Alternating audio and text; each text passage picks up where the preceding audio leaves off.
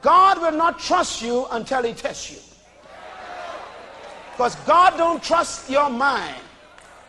He saved your soul, but your mind ain't no good.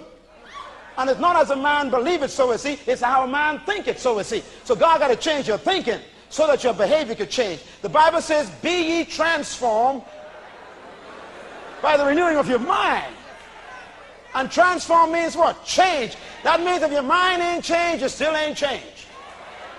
I don't care how you shout and dance and preach and speak in tongues. If your mind ain't changed, you still ain't transformed.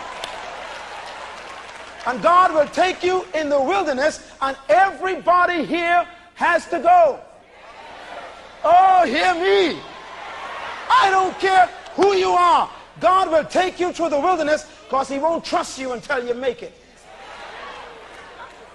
I don't care how great your vision is, or how awesome your purpose is, or how much big things you want to do in life. God won't let you start until you go through the wilderness. Now, what's in the wilderness? He says he took him there to test him. There are 3 tests you must pass before God trusts you with freedom. Write them down. First test is a test of appetites. You got to pass that test. You got to test your appetites. God will check to see if your appetites are under control. All of them. Your sexual appetites. Well, some folks want to preach with their mouths and can't keep their zip up.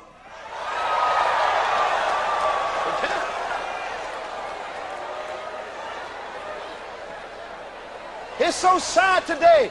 We got men and women of God rushing into the ministry, can't wait to start a church, and they haven't put their loins under control yet. That's why there's such disgrace in the church. We got anointed heads with unanointed loins.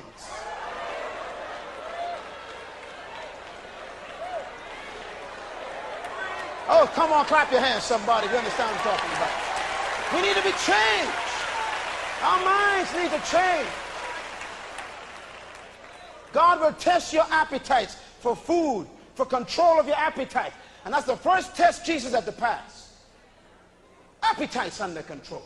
And he passed it. The second test you must pass, you're going to like this one, is the test for power. God will test you to see if you want power. Going after power and control. A lot of people are in the ministry for the wrong reason. Some folks want to carry the pastor's Bible for the wrong reason. Oh yeah, I know they're there. Yeah, you got folks who will do anything to get a little position. God will test you. Brother, when you don't want the position, God will give it to you. Right where you are, work hard. Do the best you can. Don't look for promotion. It'll come from the Lord. The devil said to Jesus, come on this pinnacle and jump down, and you'll make yourself famous. You see, if you're still looking for fame, you ain't got the right spirit.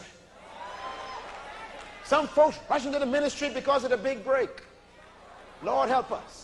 We got some talented people here. I mean, you could sing, you could play piano, you could play a saxophone or something. And here comes a guy who heard you play, and he says, look, I want to put you in the studio, man. You're pretty good. Yeah. And you say, yeah, this is your big break. Yeah, my big break. Yeah. Now listen, we don't want you to mention Jesus when you sing, though.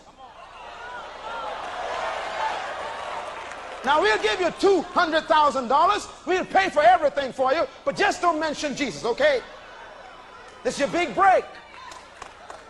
We'll promote you in the secular market. We'll put you on MTV. We'll fix you. You just remember, don't mention Jesus, and everything gonna be all right. Time for your big break now. Then you got the other side. You even got some great men of God, women of God, who would come to a young whippersnapper and say, hey man, you preach good. I want you to come over to my church and take over the youth department. You even ain't sure he's saved. Man, I just like the way you preach. Yeah, anybody can have a gift but don't have character. We got some men and women in the ministry who were called into the ministry by ministers instead of God.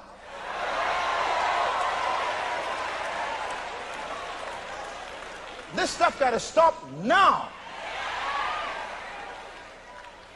Nothing in the world is worse than artificial growth. Come on, somebody. Artificial growth. They take those hormones and put in those chicken eggs. Chickens grow overnight, full of hormones, fat and plump, and make you sick and get cancer. And we got some saints like that. All of a sudden, out of nowhere, they come. Didn't have a chance to be tested or tried or go through any tribulation. And all of a sudden, they put a sign over a door front saying they got a church. Brother, you got to run your home first. Pastor your children first. Pastor your wife first. Pastor your neighborhood first. Then try and pastor the neighborhood. There are people in the ministry who need to go out of the ministry now. Go and start over again and have someone to father you before you try and father people. God will test you for power. People are hungry for power. And the third test God tested Jesus for, he can test you for it too, is the test of pride. Oh, that's a serious, subtle one. So if you bow down and worship me, I'll give you all the glory and the splendor and all the authority and influence of this city. I'll give you all this you see. If you just worship me, and you can be in the pride of life, and you will be somebody, and I'll make you important. Boy, what a tempting thing. And that's in the church. May God forgive us. But God's going to take you through the wilderness before he brings you into freedom.